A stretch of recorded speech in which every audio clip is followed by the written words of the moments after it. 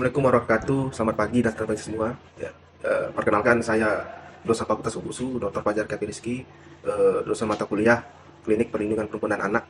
Ya, jadi dalam video ini saya menyampaikan untuk mengantarkan tugas kelompok dari kelompok 10 ya tentang pencegahan child grooming ya grup F. Ya, adapun child grooming ini adalah bentuk eh, anak yang diperhatikan kepada orang lain daripada ke orang tua. Ya. Jadi apa saja yang dilakukan pencegahan child grooming ini adalah dengan adanya perhatian dari kedua orang tua, kemudian pengawasan dari eh, pihak sekolah atau pihak terkait, juga adanya edukasi-edukasi yang bisa memberikan apa itu tentang pencegahan child grooming. Ya.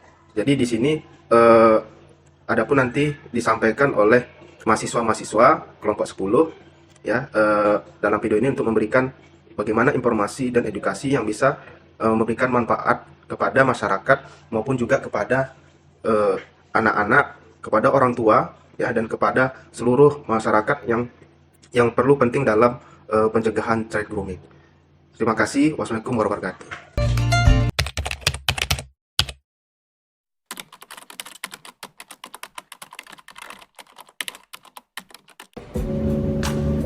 Hai Des. Hai Pak, Pak udah siap tugas nggak? Udah kan belum? Belum, nanti aku kan? Oke, ibu pada pulang belum? Boleh dong. Dengar-dengar ada guru baru tahu. Siapa namanya? Namanya sih nggak tahu, tapi katanya Bapak itu ngajak main basket. Hmm. Terus katanya Bapak itu baik banget. Oh iya, Iya, mau bapak itu ngajar kita ya? semoga ya. Selamat pagi semuanya. Pagi Pak. Semangat. Pagi Pak. Bapak itu belajar Pak. Benar, saya baru penjas baru di sini. Semoga saya bisa mengajar kalian dengan senang hati. Di sekolah belajar seru ya Pak.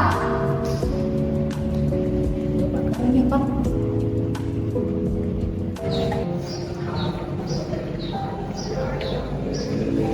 Kamu kenapa nak? Ada bapak-bapak. Ada masalah ya? Jangan sedih Pak.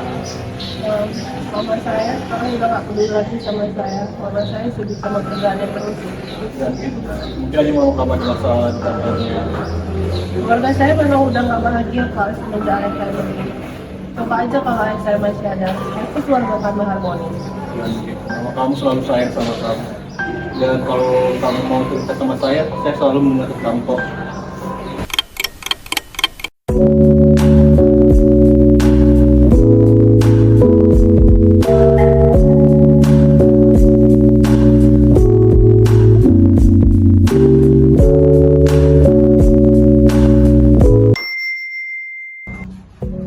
Hah? Pak Randy kenapa perlu aku ya?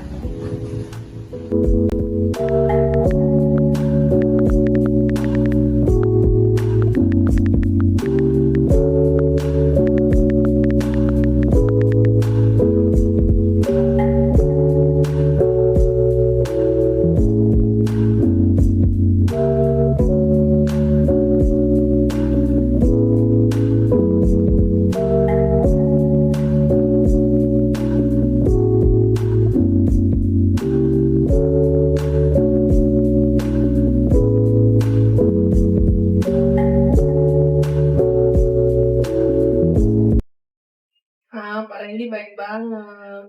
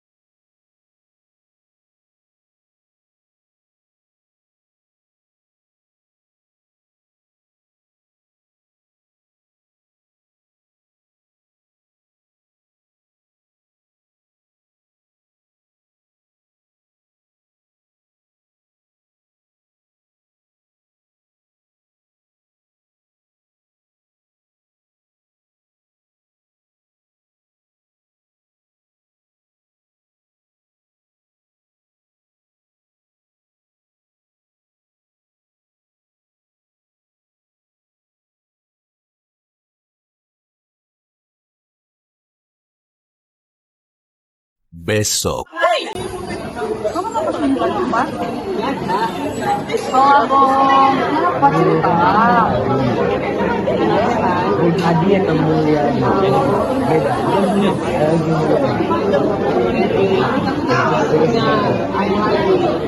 Serius, kau nggak takut dicekin sama Pak? Bilang dulu, Pak. Ya hati-hati aja sih, Pak. Dan jangan nanti bapak itu ngasih tahu karena ada hal tertentu gitu. Ya kalau aku tetap kalau sih, aku udah lihat aja sih kan bapak.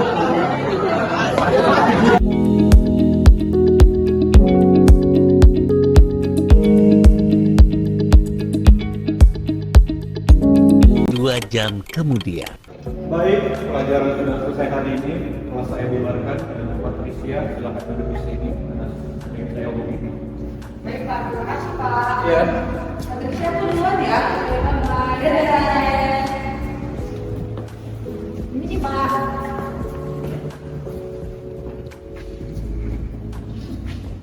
Kenapa Pak? Ya, ada yang saya omongin. Kamu hari ini jam berapa? Aku Pak bisa aja.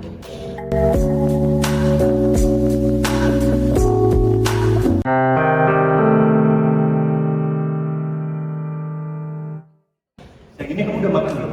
Belum. Mau makan sama saya? Makan. Oke. Ayo.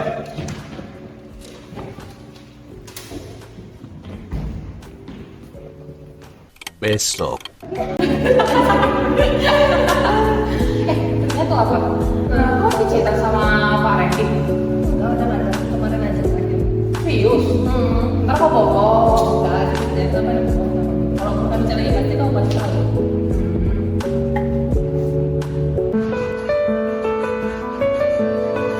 Hai Patricia cantik, kamu lagi ngapain?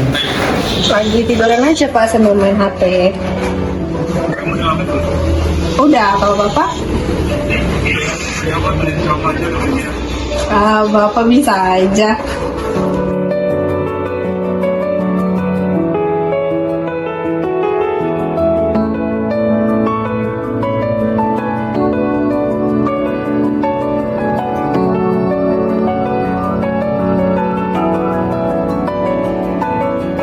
Delapan jam kemudian.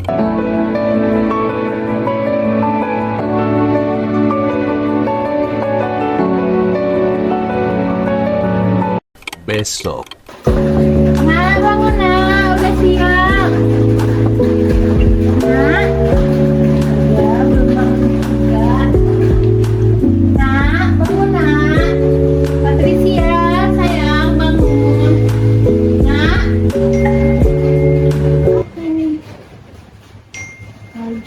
Lagi sayang.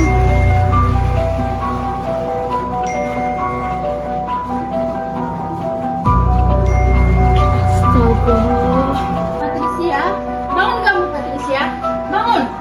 Kenapa sih, Ma? Jawab mama, siapa Pak Randy ini Patricia? Kenapa kamu pakai sayang-sayangan? Mama ngapain ngecek HP aku? Jawab mama, siapa dia Patricia? Mama nggak perlu tahu, itu nggak bukan urusan Mama. Dia guru kamu kan di sekolah? Kalau iya kenapa? Mama peduli apa? Kamu sadar gak sih nak? Dia itu guru kamu, kenapa kamu dekat sama dia? Enggak, Ma. Pak Randy itu baik. Pak Randy itu udah kayak ayah sama aku. Pas aku sedih, Pak Randy yang hibur aku. Sedangkan Mama itu sibuk kerja terus Mama nggak pernah peduli sama aku. Baik kamu bilang, kenapa dia meminta kamu untuk foto yang tidak senonoh? Kamu sadar gak sih Patricia dia itu orang jahat? Sadar nak, sadar. Mama itu sibuk, itu semua untuk kamu. Mama kerja banting tulang untuk memenuhi kebutuhan kamu. Kamu jangan mudah percaya dengan guru ini, Patricia. Sekarang kamu siap-siap, kita sekolah sekarang. Siap-siap kamu. Astaga, Patricia kok begitu ya? Aku kurang ngawasin dia ini. Tanya deh ke temannya Jessica.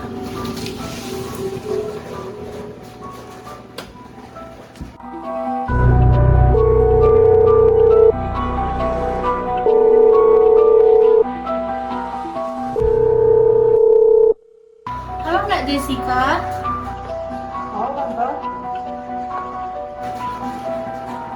Patricia ada nggak ya cerita tentang Pak Randy ke kamu? Cerita tentang Pak Randy? Nggak ada tuh tante. Emang kenapa?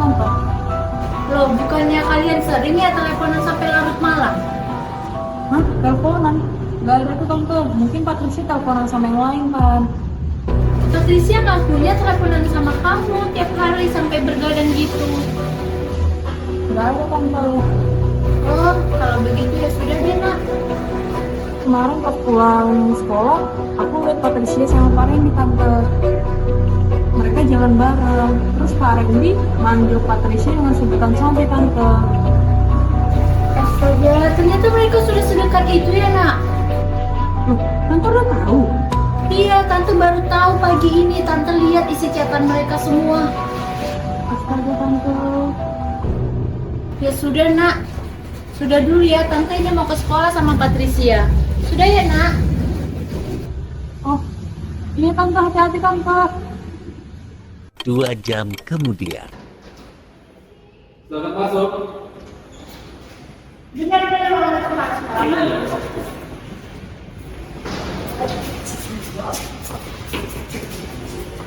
Ada yang mau ngomongin Pak? Ada apa Ibu? Jadi begini Pak, kedatangan saya karena saya ingin bicara tentang anak saya Pak. Kenapa anak Ibu? Jadi anak saya ini Pak. Jadi begitu ceritanya. Iya Pak, itulah ya kejadian yang menimpa anak saya. Bapak Randy ini emang guru baru sekolah ini Ibu. Sebentar ya, saya telepon Bapak Randy dulu. Halo Pak Randy, ke ruangan saya sekarang. Yes Pak. Yes, sudah masuk. Baik.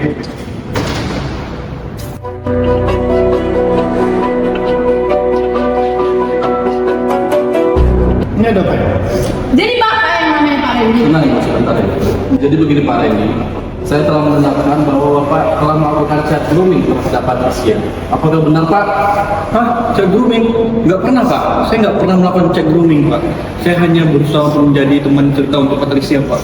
Teman cerita Bapak bilang, saya sudah melihat semua isi chat kalian, pakai sayang-sayangan. Bahkan hal yang menjijikkan lagi, Bapak meminta hal yang tidak senonoh pada anak saya. Itu yang maksud Bapak teman cerita. Pak Randy, Bapak itu sudah keterlaluan. Bapak ini mempermalukan nama sekolah kita. Bapak tidak pantas menjadi guru. Mulai hari ini, Bapak saya pecat dari sekolah ini. Chat? Pak, saya nggak salah Pak. Patricia, bantu saya jelasin. Jangan pegang-pegang tangan anak saya. Bapak dengar ya, Bapak harus bertanggung jawab atau enggak nama sekolah ini akan saya laporkan ke pihak yang berwajib. Tenang Ibu. Pihak sekolah akan bertanggung jawab atas semua kejadian ini. Saya sebagai kepala sekolah minta maaf pada Patricia atas semua kejadian yang terjadi. Dan saya pastikan Bapak Randy ini akan menerima hukuman yang telah dia berat. Baik Pak, saya percayakan ini kepada pihak sekolah Pak. Saya mau Pak Randy menerima konsekuensi apa yang telah diperbuat. Dan saya harap ini tidak lagi terjadi kepada murid-murid. Baik, terima kasih. Kasus pelecehan dan eksploitasi seksual pada anak yang sering terjadi dan semakin mengkhawatirkan. Ditambah lagi dengan perkembangan teknologi yang pesat dan diakses oleh siapa saja tanpa pandang umur. Hal ini tentu dapat memberikan efek positif dan negatif terutama bagi anak-anak. Chat grooming merupakan salah satu proses predator seksual anak untuk mempersiapkan korbannya.